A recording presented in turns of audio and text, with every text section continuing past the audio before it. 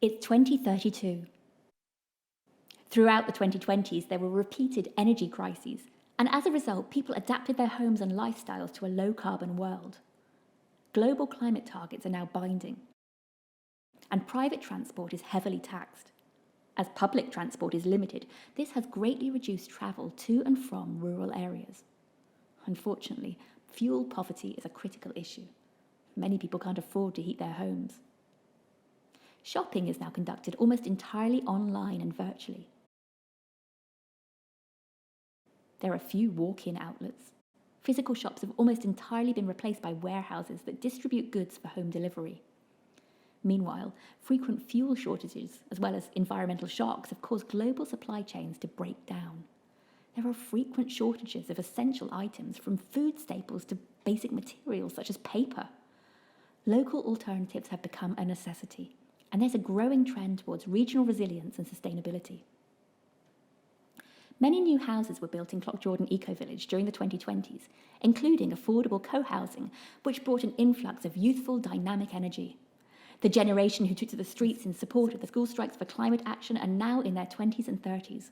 Fully aware of the extent of the climate crisis, many were drawn to the Ecovillage in search of solutions to the state of the world, and some who have settled there are now raising young families. As travel is no longer cheap or straightforward, commuting is rare, and outside of occasional visits from family and friends, the population is fairly constant. As a result, people are much more focused on what is going on closer to home, and there's huge support in the community for local initiatives. We Create Enterprise Centre is a bustling, busy place with various projects underway and frequent events which local people attend physically, while a virtual element allows non-locals to participate. Co-working spaces are frequently used, and soundproof pods facilitate conference calls for remote partnerships. We Create is also the distribution hub for a thriving online farmers market, which operates through the Open Food Network, a digital platform cooperative that directly connects local producers and consumers. This has created new livelihoods, and many small businesses have sprung up, growing, harvesting, preparing, preserving and selling local produce, contributing to a strong, resilient local food system, which is hugely appreciated when less imported products are available. The hub also trains and inspires other communities to replicate the model. Digital fabrication allows for local production and repair of many goods that were previously imported or outsourced to factories. The We Create Fab Lab provides income streams for machine operators, designers and teachers. Local schools visit frequently.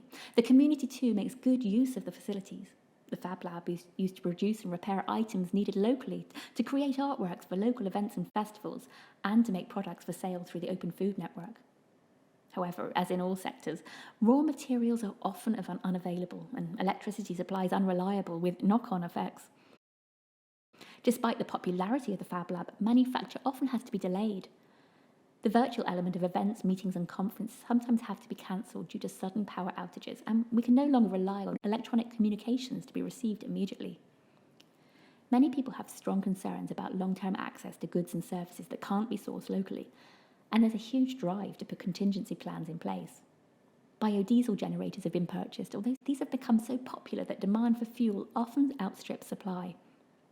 Microgrids are proving effective in some area, and pocket neighbourhoods within the Ecovillage have a steady supply of locally generated electricity. Digital technologies are still popular, despite their less than perfect reliability, but all across society, people have got used to the new normal, being forced to change their original plans to make do with whatever is available and working. Creative responses and widespread acceptance that we all have to do without certain things at times has helped soften the sense of hardship.